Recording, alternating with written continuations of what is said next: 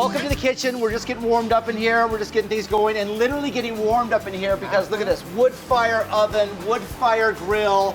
Our great Oregon beef, Tumalo beef right now, so we're really excited about that. This is the first time we've used the grill, so we're kind of getting it all seasoned up right now. Nice. Wow, you can feel the heat coming off that. Oh yeah, that's a good heat. We've been begging for that heat, you know? We were like, please let us cook in here, please. Chef Brian Malarkey is larger than life and brings his energy to his cooking.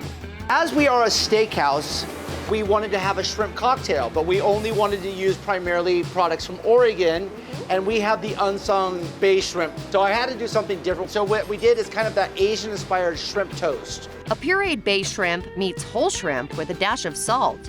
It's then topped on a locally made bread baked with dashes of dill. I want to make people dance in their mouth. You know, we're here throwing a party. That's right. And you know what? If we can make your mouth and your taste buds dance, then we are getting it done. The aioli is made of Kewpie mayo, horseradish, local Dijon mustard, a bit of ketchup, lemon juice, and lemon zest. Then of course there's green onions.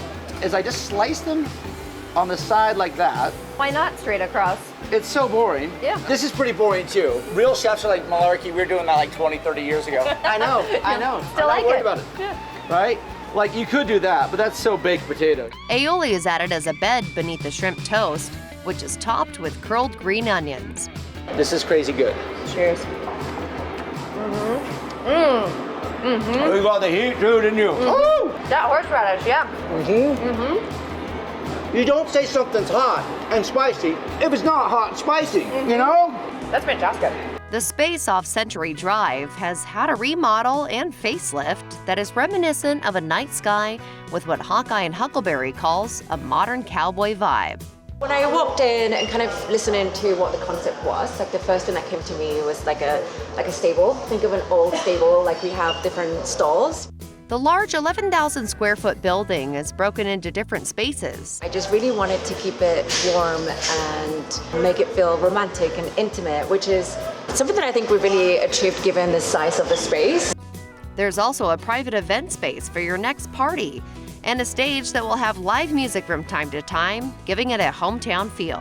This was actually, a private room before, so we just kind of sprinkled it with art and really just kind of gave it some personality that spoke to the overall concept. Even down to your wallpaper, which is so fun. You have little touches of fun wallpaper. Yeah, it's so funny. This is called like a forest wallpaper, but it really makes me think of like a rhinestone. Yes, like bell buckles and stuff. Yeah, exactly. Right. Hawkeye and Huckleberry Lounge is a new concept for Bend, but goes back to Oregon roots. Were you cooking from a young age? As a child growing up in Tumalo, my mom took care of horses that were running up the old Portland Meadows. And literally my brother and her would be out changing irrigation pipes. And I cooked food, Mom. I know she thinks I'm lying, but I was cooking food. So is ranching part of your background? Is that what your family grew up doing? Or when you were High here? school rodeo state champion 3 years in a row. No way. Yes, they have cutting horses in high school rodeo, so it's not like I'm really cool and I rode the bucking bulls and the bucking horses and stuff like that. It's still pretty cool. But they have cutting horses, which is a discipline. Okay, so how do you go from in high school, you are state champion in kind of the rodeo cowboy world, to being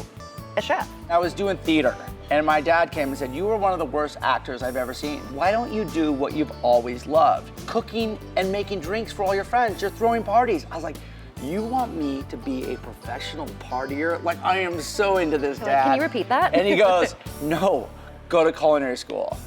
Chef Brian Malarkey has made a name for himself in the food scene and on television. Have you always been so gregarious and an extrovert? I don't know if I was, but when you do reality TV, like I've been on Top Chef twice, Food Network quite often, when you expose yourself like that and you get hammered on Reddit, you get hammered on Yelp by your reviewers, you get hammered by blogs, you just kind of after a while you go, I'm just me.